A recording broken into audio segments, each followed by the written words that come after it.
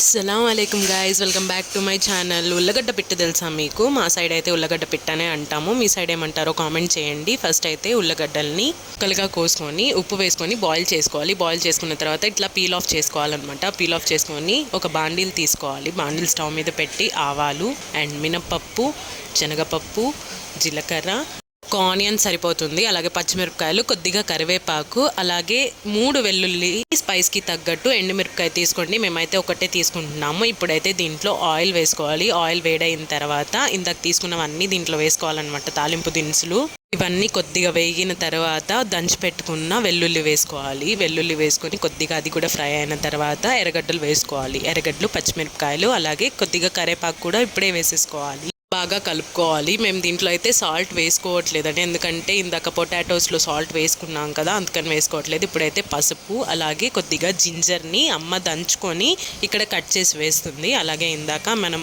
Boil చేసుకున్నాం కదా potatoes, అవి మ్యాష్ చేసుకొని వేసుకోవాలి. లేకపోతే మనకు అవ్వట్లేదు అని అంటే ఇక్కడ స్పూన్ ఉంది కదా, ఆ స్పూన్తో అయినా బాగా ఇట్లా ముక్కలు చిన్న ముక్కలుగా చేసుకుంటూ కలుపుకోవాలి. ఇక్కడ మమ్మీ పైన మీకు చూపిస్తుంది. అంతే, అయిపోయింది రెసిపీ. వంట రాని వాళ్ళైనా బ్యాచిలర్స్ అయినా చాలా సింపుల్గా చేసుకోవచ్చు ఈ వంట. అదైతే మా మమ్మీ నాకు సర్వ్ చేసేస్తుంది. ఇదైతే మా పిన్ని చేసి పంపించింది పచ్చడి.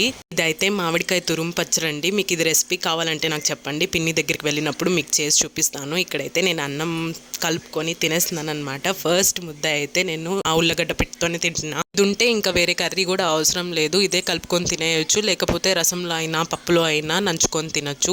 టేస్ట్ అయితే అదిరిపోతుంది, చాలా బాగుంటుంది. మీకు ఎవరికైనా తెలియకపోతే రెసిపీ చూపించాను కదా, ట్రై చేయండి ఒకసారి. అండ్ మీకు ఈ రెసిపీ తెలుసా? మీ ఊర్లలో ఈ రెసిపీని ఏమని పిలుస్తారు అది కూడా నాకు కామెంట్ చేయండి. అలాగే నా ఛానల్ని లైక్ చేయండి. ఏమైనా రెసిపీస్ కావాలంటే కామెంట్ చేయండి. బాయ్.